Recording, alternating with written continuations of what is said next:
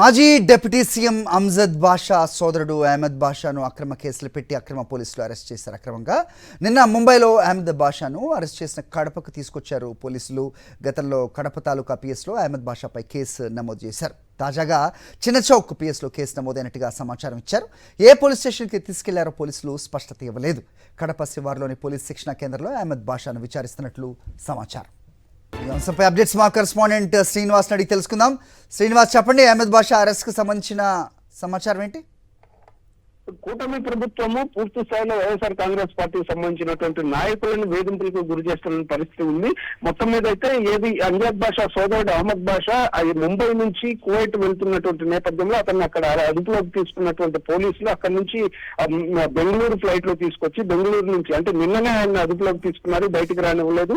అంతేకాకుండా బెంగళూరు ఫ్లైట్ లో తీసుకొచ్చి బెంగళూరు నుంచి నిన్న రాత్రి కడపకి తరలించడం పరిస్థితి. ఈ రోజు తెల్లవారుజామున ఆయన కడపకు తీసుకొచ్చి ఒక అజ్ఞాత ప్రదేశంలో ఉంచారని చెప్తున్నారు. ఎక్కడున్నారు ఏంటి అనేది కూడా ఇంతవరకు తెలియదు. అసలు ఆయన మీద ఎటువంటి కేసులు ఉన్నాయనేది కూడా తెలియడం తెలుస్తుంది. గతంలో అయితే ఆయన మీద తాలూకా పోలీస్ స్టేషన్ లో ఒక చిన్న స్థల వివాదంలో ఇద్దరు వ్యక్తుల మధ్య అంటే ఇతనికి మరొక వ్యక్తికి మధ్య వివాదం జరిగింది. ఆ వివాదంలో ఇద్దరు రాజీ కూడా పడినటువంటి పరిస్థితి ఉంది. ఆ కేసుని తిరగదోడి మళ్ళీ ఏదైతే అహ్మద్ బాషాని అదుపులోకి తీసుకున్నారో లేదంటే వేరే కేసులు ఏమన్నా కొత్త కేసులు పెట్టి వేధించే కార్యక్రమం చేస్తున్నారనేటువంటి అంశం మీద కూడా క్లారిటీ లేనటువంటి పరిస్థితి. పోలీసులు అయితే ఒక్కరు కూడా నోరు తెరవనటువంటి నేపథ్యం అయితే ఉంది. అసలు ఎక్కడున్నాడు, ఎప్పుడు కోర్టుకు ప్రవేశపెడతారా, ఎప్పుడు అరెస్ట్ చేశారనే అంశాలు కూడా ఏదైతే కూడా ఒక్కటి కూడా బయటికి చెప్పినటువంటి పరిస్థితి అయితే స్పష్టంగా కనిపిస్తుంది. మొత్తం మీద దీనికి తోడు ఒక కవ్వింపు చర్యలు కూడా చేస్తున్నటువంటి నేపథ్యం అయితే ఉంది. ఎందుకంటే నిన్న ఆయన అహ్మద్ బాషాను అరెస్ట్ చేశారని చెప్పి తెలిసి తెలుగుదేశం పార్టీ నాయకులు అహ్మద్ బాషా ఇంటికి సమీపంలో బాణాసంచా కాల్చి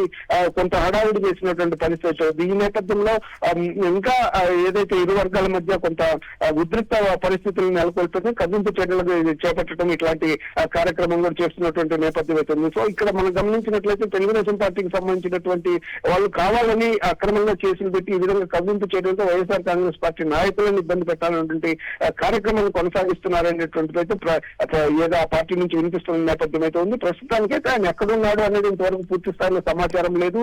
ఏ స్టేషన్ లో కేసు ఉంది అనేది కూడా ఇంతవరకు సమాచారం ఇవ్వనటువంటి పరిస్థితి అయితే కనిపిస్తుంది. హరి శ్రీనివాస్,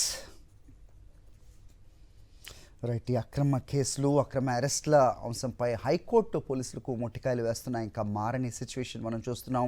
సాక్షాత్ హెబియస్ కార్పస్ పిటిషన్ల పైన కూడా పోలీసులు వ్యవహరిస్తున్న తీరుపై హైకోర్టు ఆగ్రహం వ్యక్తం చేస్తున్నప్పటికీ ఇదే పందా నడుస్తోంది. అయితే వీళ్ళు నాయకులు చెప్పిన దానికి నడుచుకునే పరిస్థితి నెలకొందా? మరి ఈ రకంగా ఉంటే భవిష్యత్తులో వీళ్ళ పరిస్థితి ఏంటనేది కూడా తెలియని సిచ్యువేషన్.